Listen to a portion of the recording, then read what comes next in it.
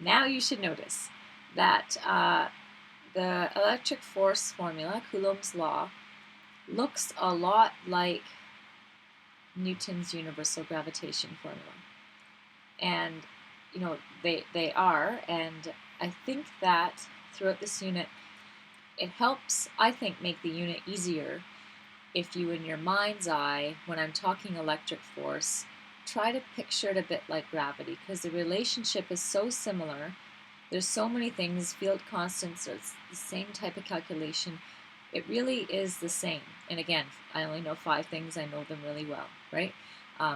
So if you can get your head around stuff, it might help you get your head around these really difficult concepts in electric force. It's not that they're difficult, it's that they're foreign, that they're different, right?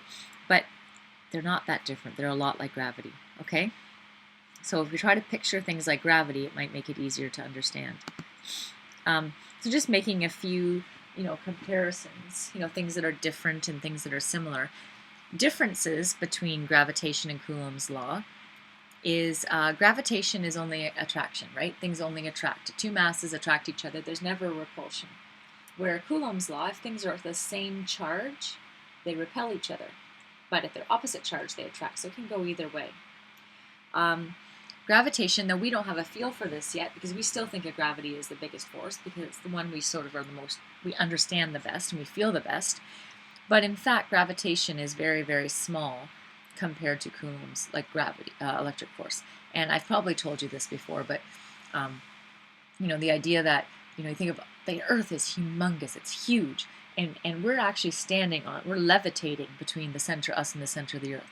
What's keeping us from falling to the center of the Earth isn't stuff, because stuff is mostly empty space. It's not the floor, it's not your chair, because that's really just mostly empty space. What keeps you from falling to the center of the Earth, what's bigger than all the gravity of the Earth, is the electrostatic repulsion between your feet and the floor. And that's what's keeping you from falling, is the electrostatic force.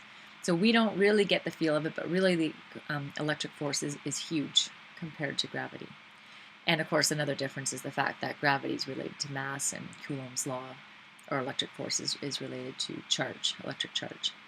But where they're similar is the look of the formula. They're both inversely proportional to r squared, the square of the distance. They both have their own proportionality constant, and they're both proportional to the product of the related properties. Like so gravity is proportional to m1 times m2. Electric force is proportional to q1 times q2, right? So they look the same, and then there's even more when we get into field constants and stuff. They're very similar, and electric, and potential energy. And we'll talk about that later. Okay, so you write that in, and I'm gonna skip to the next slide. Only one example in this part of the note, and this is just like we could do this. This one mass example here. This is exactly the same as the charge example we did earlier, and we can do the exact same kind of question. So let's just say you've got 3 spheres sitting in outer space where they're not going to be sucked down by gravity, and we want to find the net force on the one in the middle. Okay, so we know the distance between them, we know the masses. First of all, we're looking for the net force on B. We should be able to make a prediction, by the way, that it's going to be to the right, because MC over there on the right is twice as big as MA, which is 1. Okay? But I just want you to see that you treat the problem exactly the same. We'll call a positive direction. I can say the net force on B is the vector sum of B due to A and B due to C. I'm going to do the same thing. I'm going to put in the formulas without writing down the sign. I called right positive, so I can figure out the sign and say, well, I'm probably going faster than you're writing, so please pause. But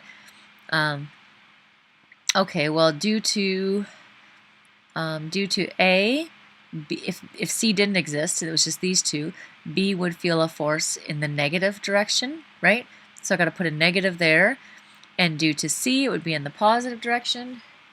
And then I sub in the numbers, and I get a tiny, tiny, tiny, tiny number. But that is the net force on B. It was a positive to the right, and it's tiny. And actually, I'm going to check mark that tiny number, because gravity numbers, unless you're talking about something huge like the Earth, are always tiny. Or electric force, you notice, weren't that tiny, right? I had small charges times 10 to the negative 6, and I still end up with a force in the order of 0.1 or 0.2 or something like that, right? Compared to 0.00000000013. Anyway, so that's just comparing electric force and gravity force, and we're going to keep that theme throughout the unit.